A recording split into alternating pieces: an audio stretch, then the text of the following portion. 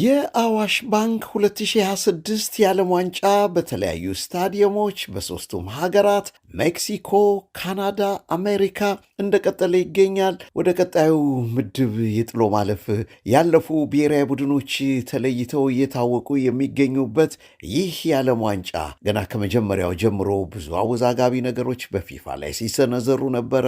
ከትኬት ጋር በተያያዘ የአሻሻጥ ስልቱ ተለዋዋጭ መሆኑ፣ የዋጋው ንረት በርካቶችን ብዙ አስቀይሞ ነበረ። ፊፋ ነጋዴ፣ ፊፋ አትራፊ እንጂ የእግር ኳስን ስሜት የሚጠብቅ ተቋም አይደለም። 48 ሀገር ሲያደርጋቸውም ገቢ ለማግኘት እንዲሁም ደግሞ የቲኬት ዋጋውንም ሲጨምር ብዙ ገንዘቦችን ገቢ ለማሰባሰብ ከማሰብ የዘለለ የደጋፊውን ስሜት እየተረዳ አይደለም በሚል ሲወገዝ ነበረ። ቲኬቱ በተለይ እንደ ድሮ የአንድ የግሩፕ የምድብ ጨዋታ በሙሉ በአንድ አይነት ዋጋ ነበረ እስካሁኑ ድረስ በዓለም ዋንጫ ታሪክ ቲኬት ሲሸጥ የነበረው። ለመጀመሪያ ጊዜ በ2026 የዓለም ዋንጫ ላይ ፊፋ ቲኬት የሚሸጠውን ስርዓት ተለዋዋጭ አድርጎታል። አንዳንድ ጊዜ በዚሁ ባለንባት የአሜሪካ ከተማ ላይ የአውሮፕላን ቲኬቶች የሚሸጡት በዚሁ አይነት ሁኔታ ነው። ምናልባት ወደ ሎስ አንጀለስ በረራው ዝቅ ካለ ወደ ሚኒሶታ ከፍ የሚል ከሆነ የሚኒሶታን ክፍያ ከፍ ያደርጉና ተጨማሪ አውሮፕላን ይመድቡና የሎስ አንጀለሱን ደግሞ ለማበረታቻ የቲኬት ዋጋውን ይቀንሳሉ። እንዲህ አይነት ተለዋዋጭ የቲኬት አሻሻ ስርዓት በፊፋ ሕግ እስከዛሬ ድረስ አልነበረም። ይህ የሜክሲኮ ካናዳና አሜሪካ የ2026ቱ 23ኛው የዓለም ዋንጫ ብቻ ነው በታሪክ ለመጀመሪያ ጊዜ ያስመዘገበው። በአንድ ምድብ የሚደረጉ ሁለት ጨዋታ ሁለት የተለያዩ ዋጋዎችን ይሰጡ ነበረ። በዚህ ሁኔታ ብዙም ደጋፊው ደስተኛ አልሆነም። ትርፍን ማጋበስ እንጂ እግር ኳስ ፍቅርን፣ ስሜትን በደጋፊው ላይ መዝራት አልቻለም እያሉ ከፊፋ ጋር ወቀሳ አምባጓሮ ውስጥ ሲገቡ ቆይተዋል። ከመግቢያ ቪዛ ጋርም እንደዚሁ ትንሽ ጭቅጭቅና ውዝግቦች ነበሩ። አንዳንድ ሀገራት ደጋፊዎቻችን መግባት አለባቸው፣ ምክንያቱም እግር ኳስ ባለበት ሁሉ ብሔራዊ ቡድናችን በሚጫወትበት ሜዳ ሁሉ ደጋፊያችን ሊገባ ይችላል፣ መገኘትም አለበት፣ ግድ ነው ይላሉ።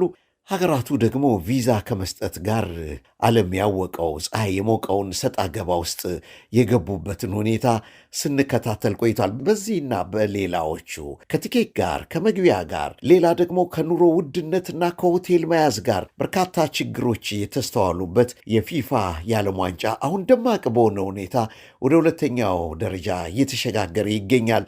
መጨረሻው ምን ይሆን ብሎ ሰዎች እንዲያማትሩ እንዲጓጓ አድርጓል። ይህ የዓለም ዋንጫ በተለያዩ ስታዲየሞች ይህንን አይነት ምልከታ ይኖራቸው እንጂ የዓለም ዋንጫው የእርቅ ጊዜ ብናደርገውስ እየተባለም ይገኛል። ያውም በሚስትና በአገር ቀልድ የለም በሚባልባት አገር ሚስቱን የተነጠቀው ጀግናው ተጫዋች ለዓለም ዋንጫው ክብር ሲባል ይቅር ለማለት እየመረረውም ቢሆን ምሕረት ለማድረግ ማሰቡን ስንሰማ ለካ ዓለም ዋንጫም ሽማግሌ ሆኖ ከኳሱ ባሻገር ከዋንጫው ባለፈ ጓደኛሞችን ያስጣርቃል ወደሚል መሪ እየተሸጋገረ ይገኛል። ወደ ቤልጅየም ብሔራዊ ቡድን ልውሰዳችሁ። ብሔራዊ ቡድኑ በቀድሞ ሁለት ጓደኛሞች የተተበተበ የፍቅር ታሪክ ሲታመስና ጎራ ለይቶ ሲሻኮት ቆይቷል። ሁለቱም ተጫዋቾች ደግሞ ለብሔራዊ ቡድኑ በእጅጉ የሚያስፈልጉ ወሳኝ ተጫዋቾች ናቸው። አንደኛውን ቀንሰው ሌላኛውን ይዘው ለመሄድ በፍጹም የሚቻልበት ሁኔታ ስለሌለ ችግሩን አድበስብሰውና አለባብሰው ሁለቱም ለብሔራዊ ቡድኑ ተፈላጊ በመሆናቸው ይዘዋቸው እየሄዱ ያጫውተዋቸዋል። ነገር ግን ችግሮች ሙሉ በሙሉ መፍትሄ ሳያገኙ ሸፋፍኖ መሄዱ ውስጥ ለውስጥ ተጫዋቾቹን እንዲከፋፈሉና በውጤትም ላይ ተጽዕኖ ሲያደርግባቸው ስናይ ቆይተናል። በእርግጥ ጊዜው በጣም ሩቅ ነበር፣ በጣም ሩቅ። ቤልጅየምም እንደ እንግሊዝ የራሷ ወይኒ ብሪጅና ጆን ቴሪዎችን ፈጥራ ነበረ። ታስታውሷቸዋላችሁ? ሁለቱ እንግሊዛውያን ጓደኛሞች በጆን ቴሪና በዋይኒ ብሪጅ በጣም የልብ ጓደኛሞች መሃል የነበረውን ታሪክ ታስታውሳላችሁ? ከዋይኒ ብሪጅ ፍቅረኛ ጋር ጆን ቴሪ ያልተገባ የፍቅር ግንኙነት መጀመሩ በይፋ መገለጹ ሲታወቅ ጓደኛሞቹ አይን ላፈር ተባብለው አንገት ለአንገት መተናነቅ ጀመሩ። በተለይ ጆን ቴሪ የዋይኒ ብሪጅን ፍቅረኛ ይዞ የእናቶችና የሕፃናት ሆስፒታል በድብቅ ይዟት በጓሮ በር በመኪና ይዟት ሲወጣ የሚያሳዩ ምስሎች ከወጡ በኋላ ጥላቻቸው ተባባሰ። ሁለቱም ለእንግሊዝ ብሔራዊ ቡድን ቢጫወቱም አይነጋገሩም። ሜዳ ላይ የመጨባበጥ ሥነ ሥርዓት ላይ ዋይኒ ብሪጅ ጆን ቴሪን ሳይጨብጥ ያልፋል። ነገሩ ተካሮ ሊበጠስ ከጫፍ ደረሰ። እንዲያውም በወቅቱ ሁለቱ ተጫዋቾች ጨዋታቸውን ሲያደርጉ በወቅቱ አነጋጋሪ ስለነበሩ የገጠምኩላቸውን ግጥም አይረሳኝም። ጆን ቴሪ ዶን ዎሪ፣ እንኳን ለቆንጆ ሴት ለእግር ኳስ ጨዋታ ይወልቃል የወንድ ልጅ ሱሪ፣ ዶን ዎሪ ብዬ ለጆን ቴሪ ገጥሜለት ነበር። ዋይኒ ብሪጅ ምንም እንኳን ቴሪ ትዳርህን ቢያደርገውም ፍሪጅ እያልን በወቅቱ የነበረውን ትዕይንት ስንዘግብ መቆየታችን አይረሳም። ያ የእንግሊዝ ሕመምና በሽታ ብዙም ሳይቆይ ነበር ወደ ቤልጂየም እግር ኳስ የገባው። የአሲስት ማስተሩ ኬቨን ደብሬናን ዝነኛው ግብ ጠባቂ ቲቦ ኮርቷ በቤልጂየም ውስጥ ያደጉ ሁለቱ ከልጅነታቸው ጀምሮ የሚዋደዱ ጓደኛሞች ነበሩ። ሁለቱም ለእውቅና ሲበቁ በቼልሲ ክለብም አብረው ተጫውተዋል። ሆኖም በወቅቱ ኮርቷ በውሰት ለአትሌቲኮ ማድሪድ ከቼልሲ ተሰጥቶ ነበር። ትራያንጎላር ላቭ አፌር ከዚህ ይጀምራል። ኬቨን ደብሬና ከልጅነቱ ጀምሮ በፍቅር የተጣመራትንና የሚወዳት ካሮሊን የተባለች ፍቅረኛ ነበረችው። የልጅነት ፍቅር፣ የመጀመሪያ ፍቅር በጣም ደስ የሚልና በጣምም ጣፋጭ ነው።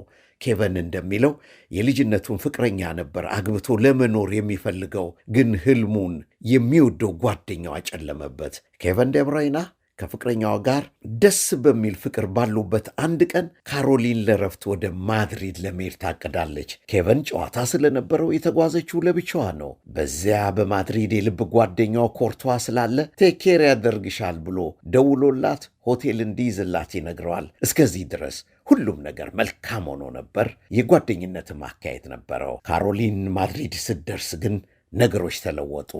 የሚያምነው ወንድሙ ፍቅረኛውን ምርጥ ራትና ጣፋጭ ስፔን ወይን ከፍቶላት ሲጫወቱ አምሽተው ወደ ተያዘላት መኝታ ሊያደርሳት ሄደ። ግን አልተመለሰም። በዛው ሌሊቱን ከካሮሊን ጋር አሳለፉ። በእራት ተጀምሮ በወይን የተሟሟቀው ሰውነት። ካሮሊንና ኮርቷ ከእንቅልፋቸው ሳይነሱ በማድሪድና በለንደን ታትመው የሚወጡ ጋዜጦች የሁለቱም ፎቶ አትመው አወጡ። ኬቨን ደብሬና በጓደኛው የመከዳት ነገሩን አምኖ ለመቀበል በጣም ተቸገረ። በይበልጥ የሚያመው ካሮሊን ለጋዜጠኞች የሰጠችው መግለጫ እጅግ የሚያሳምም ነው። ሰለጠን ብለው ድርጊታቸውን ከመሸፋፈን ይልቅ ይታበዩበታል። ካሮሊን ለጋዜጠኞች ምን አለች? ደብሬና ባለፉት 3 ዓመታት ያልሰጠኝን ኮርቷ በአንድ ምሽት ሰጠኛለች። ለሰጪ እግዚአብሔር ይስጠው፣ የተጎዳን ግን ማን ያክመው? ኬቨን እሳት ለበሰ፣ እሳት ጎረሰ፣ ከሞቱ አሟሟቱ አለ። ያጣው ፍቅረኛውን ነው፣ የከዳው ጓደኛው ነው። ልቡ ተሰበረ። ኮርቷን አይኑን አያሳየኝ አለ። ቼልሲን ለቆ ጀርመን ገባ።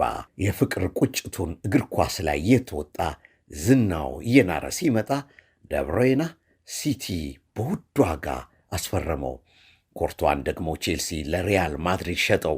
ሁለቱ ቡድኖች ታዲያ ቼልሲና ሪያል ማድሪድ በአውሮፓ ሻምፒዮንስ ሊግ ላይ ተገናኙ። ግን ሁለቱ ተጫዋቾች አልተጨባበጡም። ጨዋታው ሲጀመር ደብሬና ያገኘውን ኳስ መሬት ለመሬት አክርሮ በመምታት ኮርቷ መሬት ላይ አጋድሞ ግሩም ጎል አገባ። የሲቲ ተጫዋቾች የሚጨፍሩት ለጎሏ ነው። የደብሬና ደስታ ግን ሌላ ነው። እጥፍ ድርብ ሆነለት። ጊዜው እየራቀ ቁርሾ እየደበዘዘ የመጣ ቢመስልም የተዳፈነ የሚመስለው ነገር እፍ ሲባል ባልታሰበ ጊዜ ከተዳፈነበት ወጥቶ እየተቀጣጠለ ለያዥ ለገናዥ አቅቶ ቆይቶ ነበር። ብሔራዊ ቡድኑም እንደ መርህ በመከባበርና በመቻቻል ላይ የተመሰረተ ግንኙነት በቡድኑ ውስጥ እንዲኖርና ሁለቱም ተጫዋቾች ሕግ አክብረው ሀገራቸውን እንዲጠቅሙ በማድረግ ነገሩን ሳያከሩም ሳያቀሉም በሚገባ ይዘውት ቆዩ። አሁን ግን ዓለም ዋንጫ ነው፣ የእግር ኳስ መቅደስ ነው። ምሕረትና ይቅርታ የሚሰጣጡበት እውነተኛ የስፖርተኞች መናኸሪያ ዓለም ዋንጫ ነው። ከዚህ በፊት ሁለቱን ለማስታረቅ ብዙ ቢጣርም ደብሮይና አሻፈረኝ ብሎ ቆየ። ይበልጥ ያናደደኝ ይላል ኬቨን ደብሮይና፣ ካሮሊን ወደ ማድሪድ ስታመራ የ2 ወር እርጉዝ ነበረች ይላል። እንግዲህ የሚያምነው ጓደኛው ነው የ2 ወር እርጉዝ ፍቅረኛውን ቺት ያደረገበት። መቼ ትወልዳለች፣ የት ሆስፒታል ብትወልድ ይሻላል እያለ ግራ ቀኙን ሲያማትር ቀን ሲቆጥር ወሽመጡ ተቆረጠ። ደብሮይና ዝናው ጣራ ላይ በደረሰበት ወቅት ሪያል ማድሪድ ደጋግመው በሩን ያንኳኩ ነበረ። ነገር ግን እሱ የሚገኘው በዚያ ነው፣ በፍጹም አላደርገውም ብሎ ሁሉም ተጫዋቾች መሄድ ወደሚፈልጉበት የሪያል ማድሪድ ክለብ ለማምራት ሳይችል ፈቃደኛ ሳይሆን ኮርቷን ላለማየት ሲል ጥያቄውን ውድቅ አደረገ። ሆኖም በብሔራዊ ቡድኑ ምንም ምርጫ ስለሌለኝ እሱ ባለበት ቦታ ለመጫወት ተገድጃለሁ ይላል። በአንድ ብሔራዊ ቡድን መጫወቱን ባይፈልገውም ብሔራዊ ግዴታ ሆኖ በግድ ተቀብሎታል። እውነት ለመናገር ይላል ኬቨን ደብሮይና፣ ለእኔ በጣም ከባድ ነበር። በአንድ ወቅት ጓደኛ የምለው ወንድሜ የ2 ወር እርጉዝ ፍቅረኛዬን ቺት አድርጎብኝ አብሬ ለመጫወት በጣም ተቸግሬ ነበር ይላል።